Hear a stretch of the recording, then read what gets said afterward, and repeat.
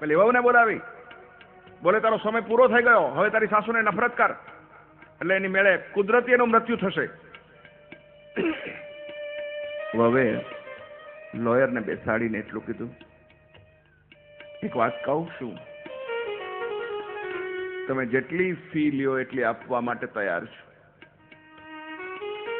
કેમ કે કોઈ મને એવી સલાહ આપશો કે મારી સાસુ વધુ જીવે?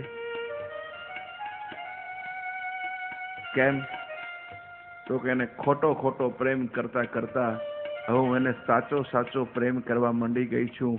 હવે મારી સાસુનું જો મૃત્યુ થશે ને તો મારું પણ મૃત્યુ થઈ જશે. એટલે મારી સાસુ વધુ જીવશે ને તો જ વધુ જીવીશ. મને એવી કોઈ વસ્તુ કહો કે મારી સાસુ વધારે જીવે. ખોટો પ્રેમ પણ માણસને સાચા પ્રેમ તરફ દોરી જાય છે, એટલું યાદ રાખજો દોસ્તો. સાસુ પ્રત્યે નફરત કરનારી વહુઓને પ્રાર્થના કરું છું, નફરત ન કરશો. એ પણ એક માં છે, એની વૃદ્ધાવસ્થા હોય, એના હાથ પગ કાપતા હોય તો એની સેવા કરજો. માં અદ્ભુત પાત્ર છે, એટલું યાદ રાખજો. આવો હું માની વંદના કરવાને માટે જઈ રહ્યો છું. ઘરની માલિકો જમનારા 4 હોય ને પીરસતી વખતે ખબર પડે કે રોટલા 3 છે, તો એ વખતે કોઈ બોલી ઉઠે કે મને ભૂખ નથી, મારે આજે 11 છે, મારે ખવાય એમ નથી, તો એ ઘરનું કયું પાત્ર હશે? માં હશે. પોતે ભૂખી રહીને પોતાના સંતાનને જમાડે એનું નામ માં છે. જેમાં કાઢી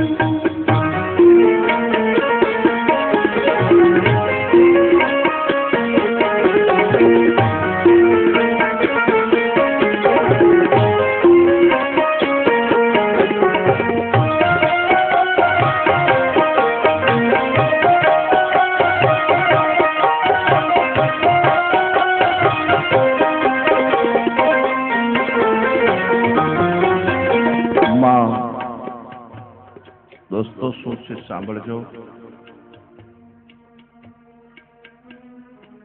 મારા માતૃશ્રીને ગયા અને આ 6.5 વર્ષ થઈ ગયા છે. માં તો વહી જાય પછી જ ખબર પડે કે દુનિયાની અંદર માં શું છે. દોસ્તો એક શબ્દ તમને કહું છું, એક વાક્ય કહું છું જે હૃદયમાંથી નીકળે છે કે સ્વર્ગની અંદર માં છે કે નહીં એની મને ખબર નથી, પણ માના ચરણોની માલિકો સ્વર્ગ છે ને એને મેં જોયું છે, એટલું યાદ રાખજો દોસ્તો. અદ્ભુત પાત્ર માનું છે. તમને ભગવાને જો કોઈ માં આપી હોય તો મારી હાથ જોડીને તમને બધાને પ્રાર્થના છે કે તમે તમારી માની ખૂબ સેવા કરશો. માં વહી જશે પછી તમને ખબર પડશે, પણ ત્યારે ખૂબ મોડું થઈ ગયું હશે, એટલું યાદ રાખજો. માને ખૂબ લાડ લડાવજો. માની વૃદ્ધાવસ્થાને સંભાળી લેજો.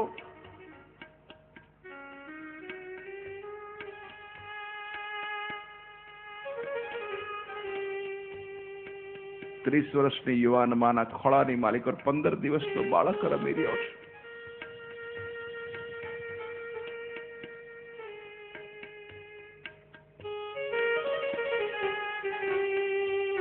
16મા દિવસે બાળકના પિતાનું અવસાન થયું.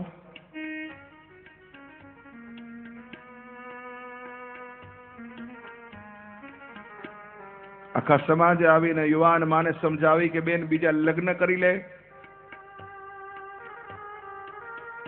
માએ ના પાડી. કેમ? મારો દીકરો હેરાન થાય. માં પોતાના દીકરાને મોટો કરવા માંડી ગઈ. દોસ્તો, માં 60 વર્ષની થઈ, દીકરો 30 વર્ષનો યુવાન થયો, ફેક્ટરીનો માલિક બની ગયો, બંગલાનો માલિક બની ગયો. માને એમ થયું કે મારા સુખના દિવસો આવશે. રોજ સવારના પોરમાં માં પોતાના દીકરાના કપાળની માલિકોને એક ચાંદલો કરે છે. જયારે દીકરો કામે જાય ને એક દિવસ સવારના પોરની માલિકો દીકરાએ માથી મોઢું ફેરવી લીધું. માં, મહેરબાની કરીને હવે બહાર જતો હું ત્યારે તું મને તારું મોઢું નહીં બતાવતી. કેમ બેટા? કઈ નહીં માં, કારણ પૂછવાની જરૂર નથી. તારે મને મોઢું નહીં બતાવવાનું. શું કામ બેટા? દીકરો યુવાન થાય ને, અરે નાનકડો દીકરો જો માની સામે બોલતો હોય ને તો એ માના હૃદયની માલિકો દુઃખ પહોંચે. પડી દીકરાને જયારે દુઃખ વેઠી વેઠી એને મોટો કર્યો હોય ને પછી દીકરો જયારે પરણી જાય પછી જયારે માની સામે બોલે ને ત્યારે માને બહુ દુઃખ થાય. એનું એટલું યાદ રાખજો. માની આંખમાં આંસુડા પડાવશો નહીં, નહીતર જિંદગીની માલિકો કોઈ દી સુખી નહીં થાય. એટલું યાદ કરજો. કોઈ ધર્મ કરવાની તમારે જરૂર નથી, કોઈ તીર્થધામ જવાની જરૂર નથી. એટલું યાદ રાખજો. સવારના પોરની માલિકો ઉઠીને માને પગે લાગી લેશો તો 68 તીર્થધામ યાત્રા કરી એટલું પુણ્ય તમારી માના ચરણોની માલિકો તમને પગે લાગવાથી મળશે. એટલું યાદ રાખજો દોસ્તો. ઘરમાં કાશી, ઘરમાં મથુરા, ઘરમાં ગોકુળ ગામ, મન મારે નથી જાવું તીર્થધામ. રોજ ઉઠીને માને પગે લાગજો. રોજ ઉઠીને તમારા વ્રત પિતાના ચરણોની માલિકો માથું ઝુકાવજો. હે યુવાનો, ખૂબ સુખ શાંતિ મળશે. એટલું યાદ રાખજો.